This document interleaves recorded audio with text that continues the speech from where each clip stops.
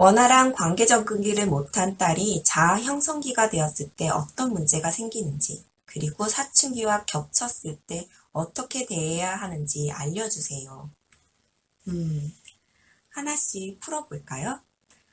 딸이 원활한 관계 적응기를 못했다라는 것은 필요한 도움을 받지 못했다는 것으로 이제 딸의 기준으로 좋은 관계, 나쁜 관계 중에 좋은 관계가 없었다라는 것이 되겠죠. 좋은 관계, 나쁜 관계 또는 아무렇지도 않은 관계 등 나를 기준으로 관계를 해석해 나가는 시기가 바로 관계 적응기입니다. 그렇게 좋은 사람, 나쁜 사람, 이게 중요한 것이 아니에요. 앞서 이야기했듯이 나를 중심으로 해석하기 때문입니다. 이렇게 관계 적응기를 지나 자아 형성기에 들어가게 되면 관계 적응기 때 맺었던 인간관계를 바탕으로 생각의 틀을 만들어가게 되는데요. 이때 자녀가 어떤 것을 생각하느냐가 중요한 것이 아니에요. 그것보다도 관계 적응기 때 맺었던 인간관계를 바탕으로 생각 기준의 틀을 만들어간다는 것에 주목해야 됩니다. 자녀가 나쁜 인간관계를 좋은 인간관계로 착각한다던가 또는 좋은 인간관계를 나쁜 인간관계로 생각하게 된다면 당연히 생각에도 문제가 발생하게 되겠죠. 특히나 이제 좋은 인간관계에서 심각한 문제가 발생하게 되거나 또는 나쁜 인간관계에서 이용을 당할 가능성이 높아지게 됩니다. 그렇게 원활한 관계 적응기를 못한 이제 딸이 자아 형성기의 나이가 되었을 때는 어떠한 심리 문제가 올지는 아무도 몰라요. 다만 이를 참고해서 현재 내 자녀가 관계 적응기를 원활하게 하지 못하고 현재 문제가 발생이 되었다고 한다면 이를 정확히 알고 조절해 줄 필요성이 있게 되겠죠.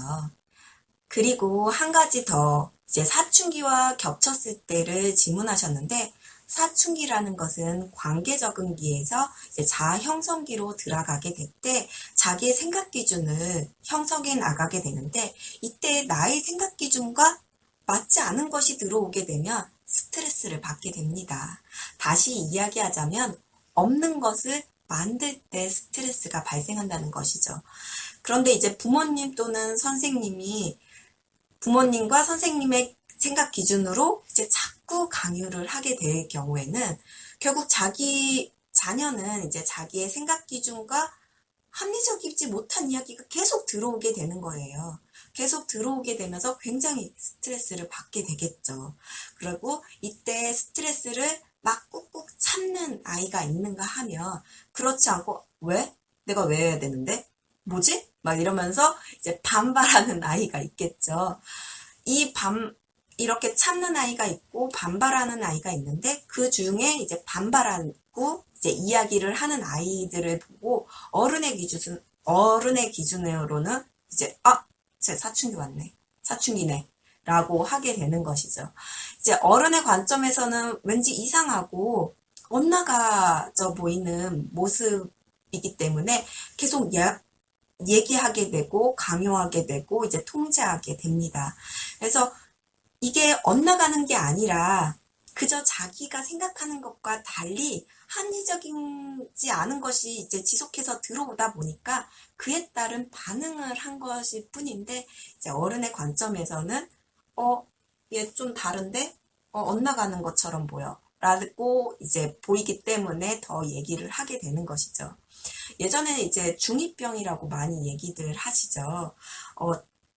예전에는 중2병이라고 했는데 요즘 최근에는 이제 점점 사춘기 나이가 점점 낮아져서 이제 초등학교 4학년, 5학년 이때 됐을 적에도 이제 사춘기가 나타난다고 합니다.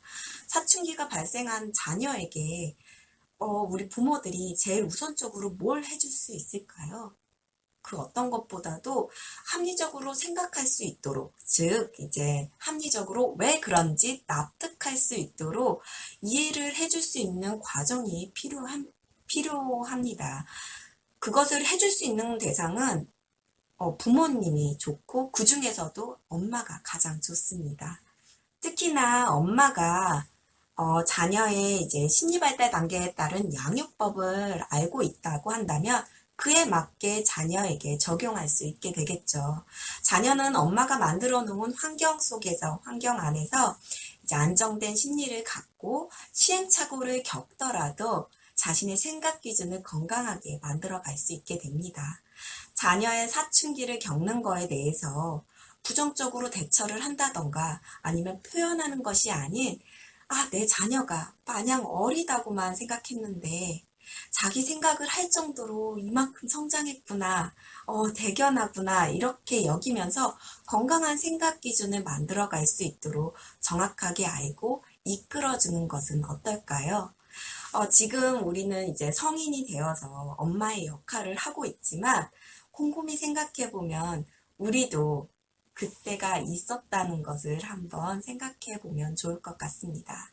참고하시기 바랍니다.